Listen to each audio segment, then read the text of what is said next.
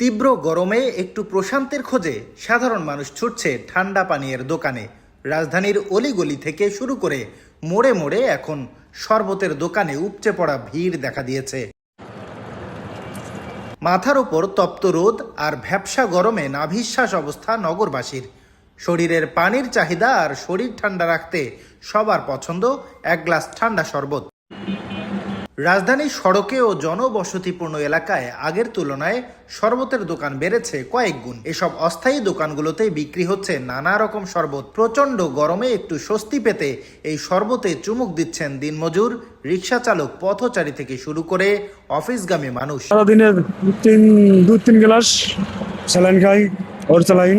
আমরা পরিশ্রম করি তো বুঝছেন, এই জন্য আমার শরবত খাওয়া লাগে।